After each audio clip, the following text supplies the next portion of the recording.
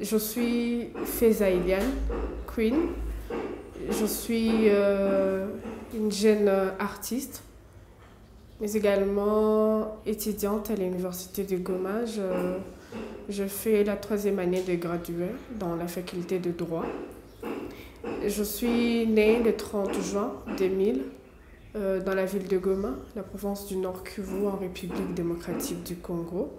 Je suis originaire de Rutshuru, précisément dans le village de Jomba. Comme j'ai dit que je suis artiste, je fais plus les arts de la parole, plus précisément le slam, la poésie, le public speaking également. Je suis formatrice en public speaking, je suis activiste de droits humains, plus dans l'art, côté art, et militante des droits humains. Je commençais avec de l'engagement personnel dans la paix, la communauté et tout. C'était en 2017, lorsque je participais pour ma première fois dans la compétition régionale de public speaking de la région de Grand Lac. Nous l'avions fait au Rwanda. Et c'est grâce à cette compétition que j'ai compris ma place et l'apport que moi personnellement je peux apporter pour la consolidation, pour la promotion de la paix.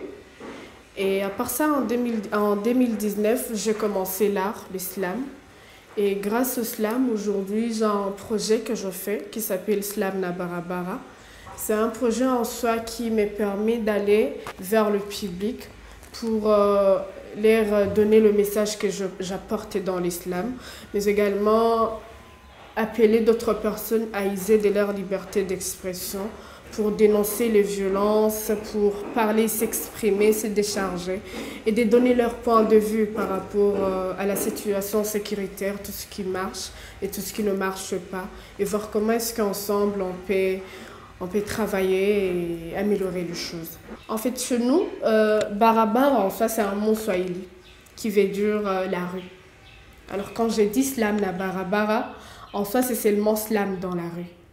C'est tout le monde qui connaît que la sécurité dans l'Est n'est pas, en tout cas, reste à désirer. Voilà.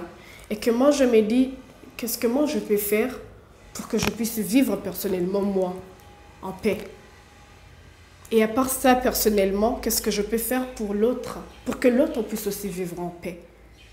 Alors, c'est ce côté engagement, c'est ce côté, cette envie de vouloir vivre en paix qui m'a poussée à faire l'islam, à faire l'islam na Barabara, à transmettre ce message de paix au travers de l'islam. Mais également, ce qui m'a motivée à le faire, c'est que j'ai vu d'autres jeunes qui se sont donnés plus dans le côté entrepreneuriat.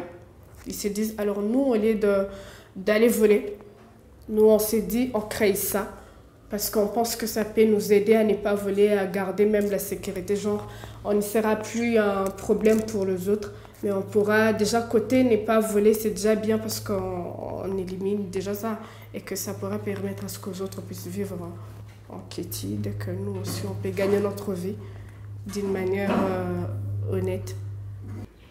J'ai une équipe de gens qui m'accompagnent. Il y a un guitariste, il y a un djembiste, il y a un chorégraphe danseur. Il y a quelqu'un qui ne peut pas écouter le mot, mais quand même il peut voir le mouvement. Au travers le mouvement, le chorégraphe attire les gens et les gens vont venir. Et quand quelqu'un va voir, genre la personne va voir qu'il y a des gens d'abord là, il y a quelqu'un qui joue à la guitare, il y a quelqu'un qui joue au djembé, il y a un chorégraphe, mais il y a aussi une fille qui parle.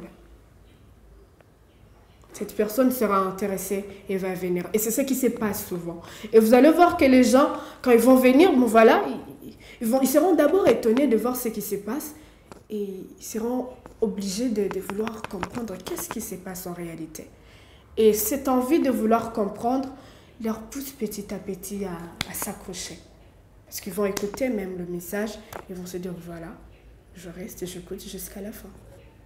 Les changements ne viennent pas d'un coup comme ça, mais s'il y a quelqu'un quand même qui a écouté ce que tu as fait, si quelqu'un a vu ce que tu as fait, déjà que ça l'a touché, moi je pense que c'est déjà une grande chose d'abord pour moi.